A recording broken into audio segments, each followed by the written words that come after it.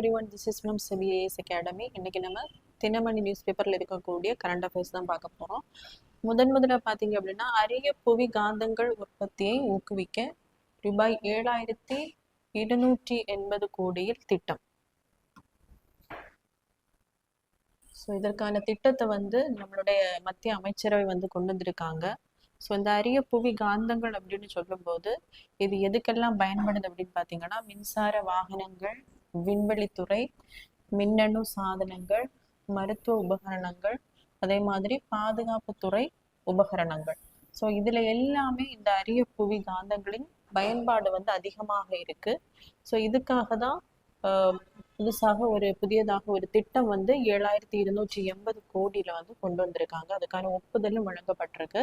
So இதன் மூலம் ஆண்டுக்கு 6,000 மெட்ரிக் டன் அளவுக்கு உற்பத்தி திறனை உருவாக்குவது தான் இந்த திட்டத்தின் நோக்கம். ஸோ இதுல என்ன பண்ணுவாங்கன்னா, மொத்தம் 5 நிறுவனத்திற்கு இந்த மொத்த உற்பத்தி திறனை ஒதுக்குவாங்க. ஸோ இது ஒரு 7 இயர் ஸ்கீம் அப்படின்னு சொல்லலாம். இதுல பாத்தீங்க அப்படின்னா ஒவ்வொரு நிறுவனத்திற்கும் தலா ஆண்டுக்கு அவங்க எவ்வளவு இந்த அரிய புவி மேக்னட்ஸை உற்பத்தி பண்ணணும் அப்படின்னா 1,200, ஒவ்வொரு நிறுவனமும் 1,200 மெட்ரிக் டன் உற்பத்தியை பண்ண வேண்டும். ஸோ இது ஒரு 7 ஆண்டுகளுக்கான ஒரு ஸ்கீம். அதுல ஃபர்ஸ்ட் 2 வருஷம் பார்த்தீங்க அப்படின்னா அவங்க அந்த அரிய புவி நிரந்தர காந்தங்கள் உற்பத்தி மையத்தை அமைப்பதற்காக காலமாக கருதப்படும்.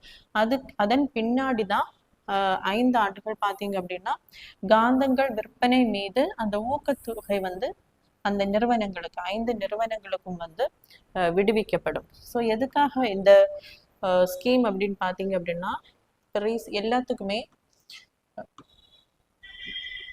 அரிய புவி காந்தங்களுக்கு இந்தியா சீனாவை தான் பெரும் அளவில் நம்பி இருக்காங்க. இந்த நிலையில சீனா ரீசெண்டா பார்த்தீங்க அப்படின்னா எக்ஸ்போர்ட்டுக்கு நிறைய கட்டுப்பாடுகளை விதித்ததுனால நம்ம இந்தியாவில் செய்யக்கூடிய அந்த மின்னணு சாதனத்துல தேவைப்படக்கூடிய அந்த அரிய புவி மேக்னெட்ஸ் இது எல்லாமே இல்லாததுனால நிறைய பாதிப்புகள், உற்பத்தி பாதிப்புகளை ஏற்படுத்தி இருக்கும். இந்த சூழலில் தான் என்ன பண்ணியிருக்காங்க அப்படின்னா, ஸோ நம்ம நாட்டிலேயே சொந்தமாக அது உற்பத்தி ஊக்குவிப்பு திட்டத்தை மத்திய அரசு இந்த திட்டத்துக்கு ஒப்புதல் அளிச்சிருக்காங்க. ஸோ நெக்ஸ்ட் பார்த்தீங்க அப்படின்னா, ஆட்டோ கால் டாக்ஸியில் பயணிக்க பாரத் டாக்ஸி செயலி. ஸோ எதற்காக இந்த ஆப் கொண்டு வர்றாங்க அப்படின்னா, இந்தியாவில் ஆட்டோ மற்றும் கால் டாக்ஸிகளில் பயணிப்போர் எண்ணிக்கை நாளுக்கு நாள் அதிகரித்து வருகிறது. ஸோ இதில் பார்த்தீங்க அப்படின்னா அந்த வாடகை வாகனங்களை முன்பதிவு செய்ய தனியார் செயலிகள் மட்டுமே என்னதுன்னா பயன்பாட்டில் இருக்கு. ஸோ இந்த செயலிகளில் அந்த பயண தொலைவுக்கான கட்டணத்தை என்ன பண்றதுன்னா அவங்க ஒரே மாதிரியாக வாங்குவதில்லை. அந்த வாகனங்களுக்கான தேவைகள் இருக்கும் அந்த பட்சத்துல என்ன பண்றாங்கன்னா பல மடங்கு கூடுதல் கட்டணம் வசூலிக்கப்படுகிறது. ஸோ இதை கட்டுப்படுத்துவதற்காக, ஏன்னா எல்லாமே தனியார் செயலி நிறுவனங்கள் மூலமாக தான் இந்த வாடகைக்கு புக் பண்றாங்க. ஸோ அதிக அளவுல இந்த தனியார் செயலிகள் என்ன பண்றாங்க அப்படின்னா லாபத்தை ஈட்டு விடுகின்றனர். ஸோ இதனால பயணிகளும் கடும் பாதிப்படைகின்றனர். ஸோ இதுக்காக தான் என்ன பண்றாங்க அப்படின்னா அரசு அரசுக்கான ஒரு செயலியை கொண்டு வர போறாங்க. ஸோ அந்த செயலினுடைய பேரு தான் என்னன்னா பாரத் டாக்ஸி. இதன் மூலம் மக்களுக்கு ஒரு நிரந்தர கட்டணம் இருக்கும். ஸோ தனியார் செயலியில செலுத்தக்கூடிய அந்த கட்டணங்களை விட ஒரு நியாயமான குறைந்த விலையில் என்னன்னா இந்த கட்டணமானது பாரத் டாக்ஸியில நம்ம புக் பண்ணலாம். ஸோ நெக்ஸ்ட் பார்த்தீங்க அப்படின்னா, நாட்டின் முதல் உள்நாட்டு கப்பல் போக்குவரத்து மேலாண்மை அமைப்பு சென்னை IITயில் உருவாக்கம். ஸோ இந்த டாபிக் பார்த்தீங்கன்னா குரூப் 1 மெயின் சிலபஸ்ல பேப்பர் 3 சயின்ஸ் அண்ட் டெக்னாலஜியில் கவர் ஆகும். ஸோ நாட்டின் முதல் உள்நாட்டு கப்பல் போக்குவரத்து மேலாண்மை அமைப்பு indigenous traffic vessel management system. So இந்த டெக்னாலஜியை முதல்ல பார்த்தீங்க அப்படின்னா சென்னை IIT உருவாக்கம் பண்ணியிருக்காங்க. இதை எங்க பயன்பாட்டிற்கு கொண்டு வர போறாங்க அப்படின்னா கேரளத்தில் இருக்கக்கூடிய விழிஞம் துறைமுகத்துல. ஸோ இந்த டெக்னாலஜியுடைய பயன்பாடு பார்த்தீங்க அப்படின்னா அந்த கப்பல்ல இருந்து ஏதாவது கசிவுகள்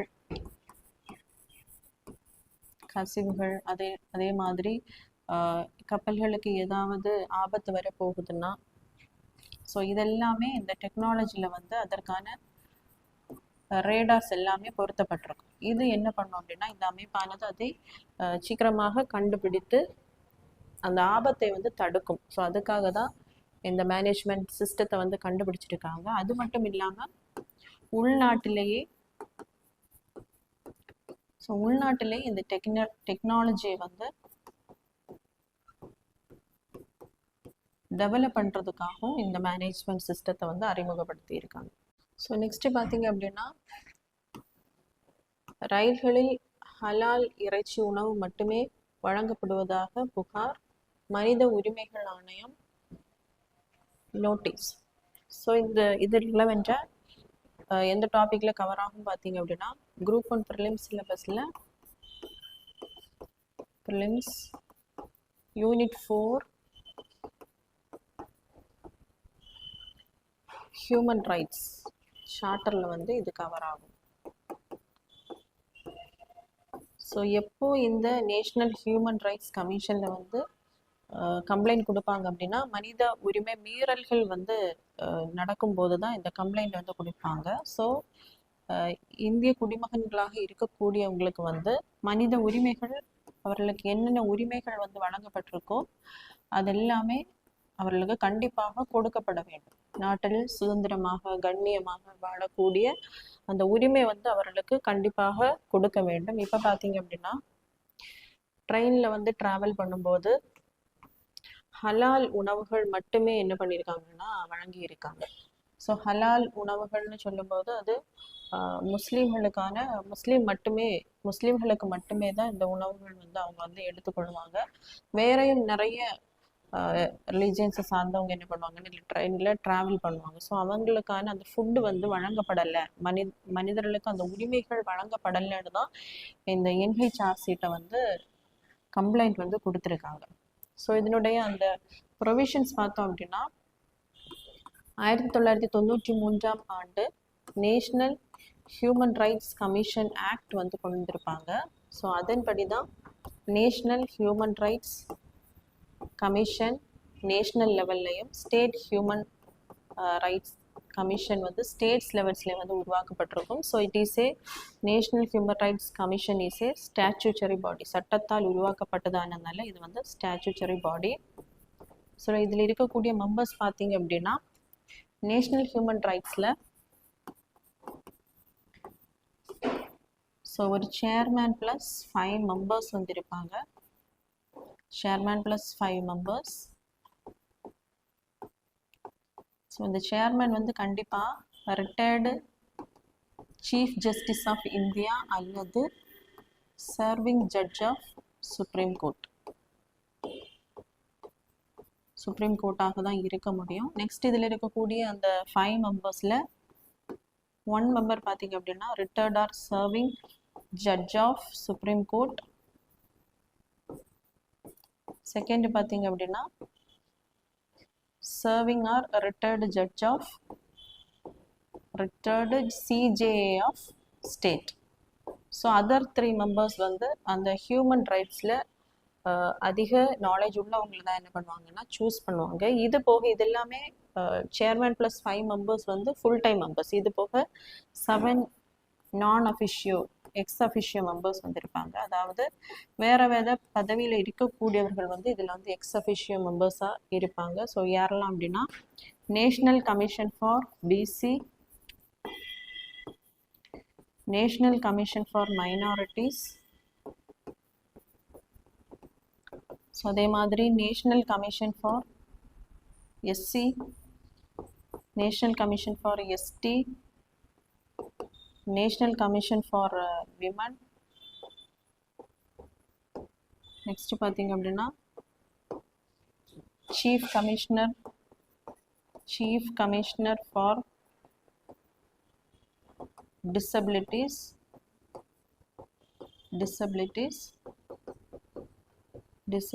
அதே மாதிரி national commission for protection of child rights. So இவங்க தான் 7 எக்ஸ் அஃபிஷியோ மெம்பர்ஸில் இருக்கக்கூடியவங்க. ஸோ இவங்கள சூஸ் பண்ணுறதுக்கும் செப்பரேட்டாக ஒரு 6 கமிட்டி மெம்பர்ஸ் வந்து இருப்பாங்க. அதில் பிஎம், பிரைம் மினிஸ்டர், ஸோ அதே மாதிரி ஸ்பீக்கர் ஆஃப் லோக்சபா,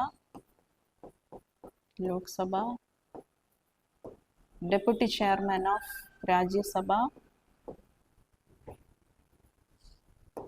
இன்னும் 3 மெம்பர்ஸ் வந்து இதில் இருப்பாங்க. டோட்டலாக 6 மெம்பர்ஸ் இருப்பாங்க. Next state human right commission பார்த்தீங்கன்னா தமிழ்நாட்டில் பார்த்தீங்கன்னா 1997 தான் இந்த ஸ்டேட் ஹியூமன் ரைட்ஸ் கமிஷன் வந்து தொடங்கப்பட்டிருக்கும். ஸோ இதில் பார்த்தீங்க அப்படின்னா ஸ்டேட்டில் சேர்மேன் ப்ளஸ் 2 மெம்பர்ஸ் இதில் இருப்பாங்க.